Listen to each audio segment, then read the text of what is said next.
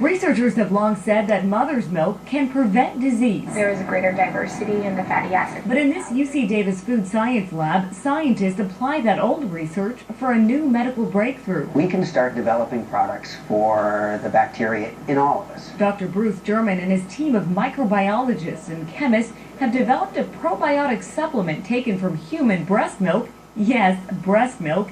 They claim it could help at-risk children in developing countries, cancer patients, and premature babies.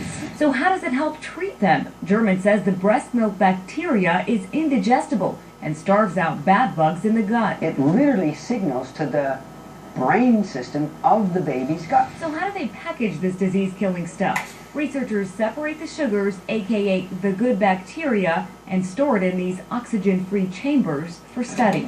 The bacteria collected in the research lab ends in a milk processing lab. State-of-the-art machines turn the compounds into a powder that can be used in a variety of products. They will eventually end up on store shelves if Dr. German has his way. This bacterium is intended to stay. For now, his challenge is coming up with a marketing strategy to get past the ick factor. When we consume cheese or when we consume other fermented products, we consume microorganisms. In this case, we're consuming a very specific group of bacteria that will help with protecting us from lots of things. At the end of a tunnel carved deep in the debris, a ray of hope. Rescue workers flown in from Turkey reach a man trapped by the earthquake in Kathmandu. More than 60 hours after a 7-story building came tumbling down around him, John Casey escapes. He's injured and dehydrated, but rescuers say they're confident he'll live to see another day. A successful rescue for a stricken country that has seen its most treasured monuments destroyed in the blink of an eye. Amid the death and destruction, there are other stories of survival. People like Tanka Maya Sitola, a mother of 4, rescued after being trapped in the rubble of her home.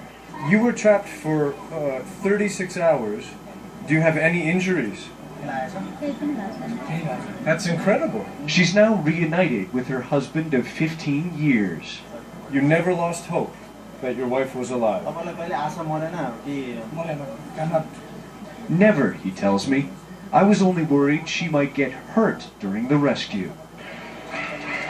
At disaster sites across the capital, Nepalese police are working alongside rescue teams from around the world in a race against time, a struggle to find more survivors. Kathmandu has a very poor infrastructure, so the buildings are in a very poor quality. That's what makes people suffer the most. Most of the houses are damaged, and also the health infrastructure is too bad. So when we rescue people, when we get them to the hospital, it's all very low quality health service. But 3 days after the earthquake, the weather isn't making this work any easier. The aftershocks and difficult conditions are putting some people here on edge. A small group of protesters scuffles briefly with police after accusing the government of not doing enough to help victims of this natural disaster. This is a beautiful country, but it's also very poor, and it's clear it will take a long time for these people to dig their way out of this terrible mess. Ivan Watson, CNN, Kathmandu.